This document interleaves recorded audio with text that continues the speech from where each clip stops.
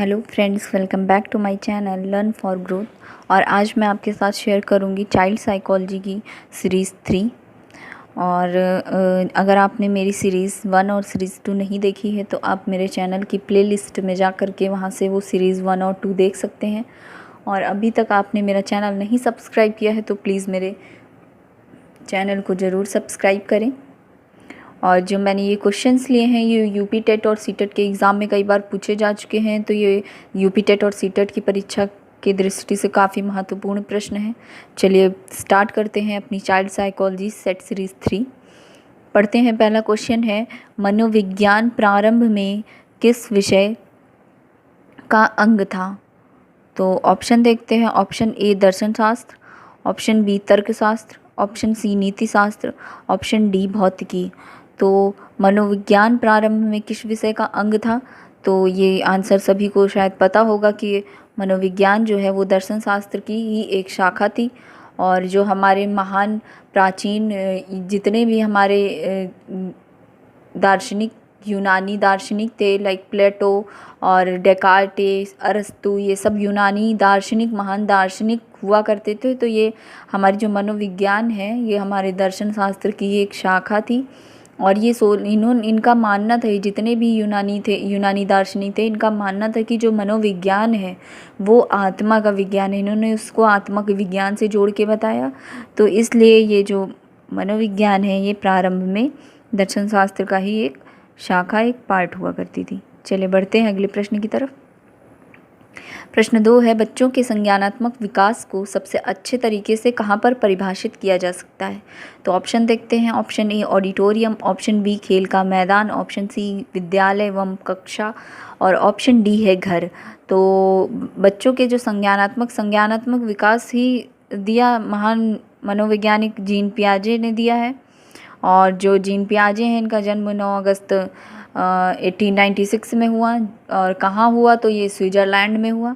Option इसका सही option है, ऑप्शन सी सही है इसका, कि विद्यालय एवं कक्षा।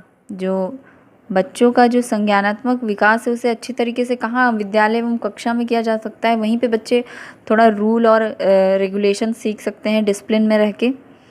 तो इन्होंने उसे इस तरह बताया। और इन्होंने जो बुद्धि है ना उसको कई पार्ट्स में, मतलब 4 पार्ट्स बताए डिवाइड करके। फर्स्ट इस अवस्थाएं बताई हैं, 4 अवस्थाएं बताई हैं। पहली अवस्था उन्होंने बताई संवेगात्मक गामक अवस्था, यानी सेंसरी मोटर स्टेज। दूसरी अवस्था इन्होंने बताई पूर्व संक्रियात्मक अवस्था, यानी प्री ऑपरेशनल स्टेज। और तीसरी इन्होंने बताई मूर्त संक्रियात्मक, यानी कंक्रीट ऑपरेशनल स्टेज। और जो लास्ट इन्होंने बताई औपचारिक संक्रिया अवस्था, यानी फॉर्मल ऑपरेशनल स्टेज। तो इन्होंने बुद्धि के विकास के विकास को ऐसे डिवाइड करके बताया 4 पार्ट्स में। चलिए बढ़ते हैं अगले प्रश्न पर। प्रश्न तीसरा है कि विकास की कौन सी अवस्था को तनाव एवं तूफान की अवस्था कही जाती है? ऑप्शन देखते हैं। बाल्यावस्था, शैशवावस्था, सी प्रौढ़ावस्था, और डी किशोरावस्था। तो ये जो कथन है तनाव एवं तूफान की अवस्था का, काफ़ी फेमस कथन है। और इसका ऑप्शन डी ऑप्शन सही है। ऑप्शन डी क्या है? ऑप्शन डी है किशोरावस्था। किशोरावस्था की अवस्था को महान मनोवैज्ञानिक जो स्टैनले हॉल हैं, आप नाम नोट कर लीजिए, स्टैनले हॉल ने ये कहा है कि स्टैनले हॉल ने ही किशोरावस्था की अवस्था को कई सारे नाम दिए। तनाव एवं तूफान की अवस्था, तूफान एवं झंझावर की अवस्था भी कही उन्होंने। इस अवस्था को संघर्ष की अवस्था भी बताई। विरोध भी इसमें काफ़ी तीव्र होता है। तो ये कई सारे इन्होंने नाम दिए। तो ये क्वेश्चन काफ़ी इम्पोर्टेंट है और ये किसी भी तरीके से पूछ लिया जा सकता है। तूफान एवं झंझावर या संघर्ष की अवस्था भी पूछ ली जा सकती है, तो आप इस चीज़ का ध्यान रखिएगा। चलिए बढ़ते हैं अगले प्रश्न पर। प्रश्न नंबर 4 है कि व्यक्तित्व का समाजशास्त्रीय प्रकार का सिद्धांत दिया गया। ऑप्शन है किसके द्वारा दिया गया? तो ऑप्शन देखते हैं। क्रचमर के द्वारा, हिप्पोक्रेटिस के द्वारा, शेल्डन के द्वारा और स्प्रेंजर के द्वारा। तो जो व्यक्ति के व्यक्तित्व को समाजशास्त्रीय प्रकार बताया, वो बताया ऑप्शन डी सही है। स्प्रेंजर के द्वारा इन्होंने जो व्यक्तित्व है उसे कुल 6 भागों में वर्गीकृत करके बताया। पहला तो इन्होंने बताया समाजशास्त्री में ही कुल 6 भाग में इन्होंने वर्गीकृत किया है, और पहला इन्होंने बताया सैद्धांतिक यानी थ्योरेटिकल, आप नोट कर लीजिए। पहला इन्होंने बताया सैद्धांतिक थ्योरेटिकल, दूसरा इन्होंने बताया आर्थिक इकोनॉमिक, तीसरा धार्मिक रिलीजियस, और चौथा है राजनीतिक पॉलिटिकल। फिर इन्होंने सामाजिक बताया सोशल। इन्होंने लोगों की पर्सनैलिटी इस हिसाब से डिवाइड करी। और कलात्मक एस्थेटिक, यानी कलात्मक एस्थेटिक इन्होंने इस तरीके से डिवाइड किया कि जिनको काफ़ी क्रिएटिविटी और कला आदि में रुचि है तो इनको इस वर्ग के लोगों को इसमें रखा। जो समाज से काफ़ी जुड़े होते हैं उनको समाज वाले, उसमें राजनीतिक पॉलिटिक्स में रुचि होती है। इस तरीके से इन्होंने इस पर्सनालिटीज़ को, व्यक्ति की पर्सनालिटीज़ को डिवाइड किया 6 पार्ट्स में वर्गीकृत करके। चलिए बढ़ते हैं अगले प्रश्न पर। अगला प्रश्न है प्रश्न नंबर 5, तार्किक गणितीय बुद्धि किससे से संबंधित है? ऑप्शन देखते हैं।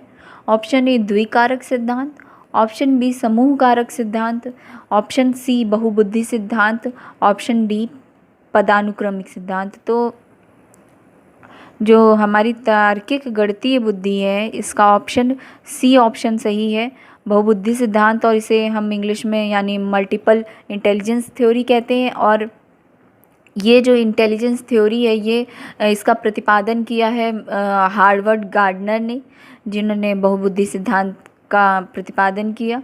और इन्होंने जो हमारी बुद्धि है उसे कुल 7 तरह की बताते हुए कहा कि ये जो हमारी 7 प्रकार बुद्धि 7 प्रकार की है। लाइक फर्स्ट इन्होंने बताई भाषाई बुद्धि, सेकंड है तार्किक गणितीय बुद्धि यानी लॉजिकल मैथमेटिकल इंटेलिजेंस, तीसरी इन्होंने स्थानिक बुद्धि बताई यानी स्पैटियल इंटेलिजेंस, और चौथी इन्होंने बताई शरीर गतिकीय बुद्धि यानी बॉडी काइनेटिक इंटेलिजेंस, पांचवी संगीत बुद्धि, और छठवीं है इनकी वैयक्तिक आत्मबुद्धि यानी पर्सनल सेल्फ इंटेलिजेंस, और जो लास्ट इन्होंने 7th बताई है वो बताई है वैयक्तिक पर बुद्धि यानी पर्सनल अदर इंटेलिजेंस। तो इन्होंने इस तरीके से इसे डिवाइड किया कि जैसे भाषाई बुद्धि है तो उसे उन्होंने शब्दों एवं वाक्यों की बोध क्षमता से, तार्किक बुद्धि की को उन्होंने तर्क करने की क्षमता और अंक के बोध आदि से, ऐसे ही इन्होंने जो स्थानिक स्पैटियल बताई है वो इन्होंने स्थानिक चित्रण और कल्पना शक्ति से संबंधित, शारीरिक गतिकीय बुद्धि है जो शरीर की गति पर नियंत्रण करने और उसमें प्रवीणता कुछ लाने की क्षमता से, संगीत बुद्धि जो जिसमें तारत्व हो, लय हो, समझने की क्षमता हो, संगीत सामर्थ्य हो, निपुण हो उसमें, तो उन्होंने उससे कनेक्ट किया। तो ऐसे ही इन्होंने इस बुद्धि को जो है ना 7 भागों में डिवाइड किया। चलिए बढ़ते हैं अगले प्रश्न पे, ज़्यादा टाइम नहीं वेस्ट करते हैं। प्रश्न नंबर 6 है आदतों ज्ञान एवं अभिवृत्तियों का अर्जन अधिगम है, यह कथन किस मनोवैज्ञानिक का है? तो यहाँ कुछ मिसप्रिंट है, आप इग्नोर करिएगा। ये है वुडवर्थ, फर्स्ट ऑप्शन है वुडवर्थ।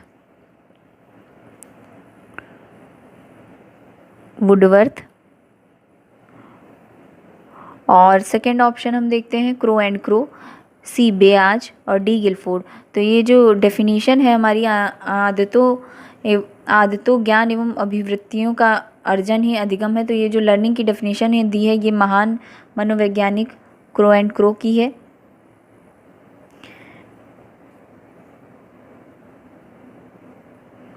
ये महान मनोवैज्ञानिक क्रो एंड क्रो ने दी है और ये काफ़ी फेमस डेफिनेशन है, आपको ये याद भी होगी अगर आपने लर्निंग का कहीं भी पढ़ा है तो आपको ये याद होगी कि learning is the acquisition of habits, knowledge and attitudes इन्होंने बताया।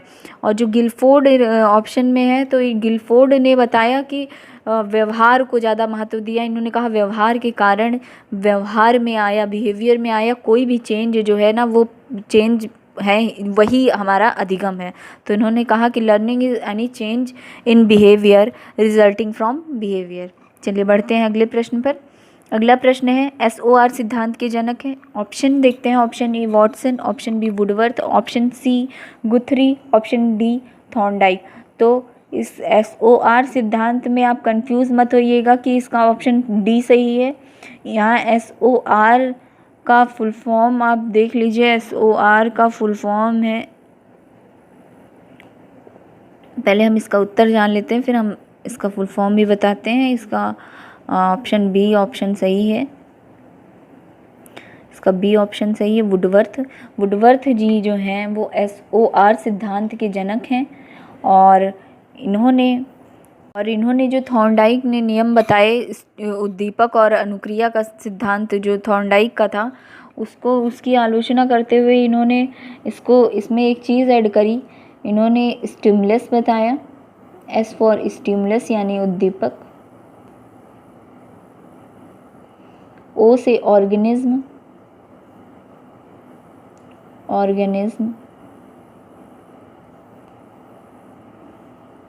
R से है रेस्पॉन्स। इन्होंने कहा कि कोई ज़रूरी नहीं है कि जब मतलब उद्दीपक होने से ही अनुक्रिया हो, ये कोई होना इसका कोई ज़रूरी नहीं है, क्योंकि जब प्राणी को ही उसकी कोई ज़रूरत ना हो तो वो इस पर अनुक्रिया करे, ये कोई ज़रूरी नहीं है। यानी जब हमें किसी चीज़ की जैसे उन्होंने बिल्ली और भोजन का बताया, अगर बिल्ली को भूख नहीं होगी तो वो अनुक्रिया नहीं करेगी। तो इन्होंने इस चीज़ की आलोचना की और SOR सिद्धांत के जनक माने जाते हैं वुडवर्थ। तो आपने ये नोट कर लिया होगा। चलिए, तो आज की हमारी सीरीज़ यहीं पे समाप्त होती है। मिलेंगे नेक्स्ट सीरीज़ में, सीरीज़ 4 में।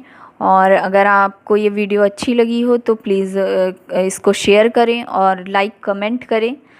कमेंट करके कुछ अपने सजेशन भी मुझे दे सकते हैं।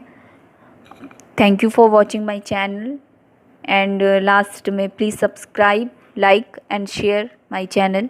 Thank you.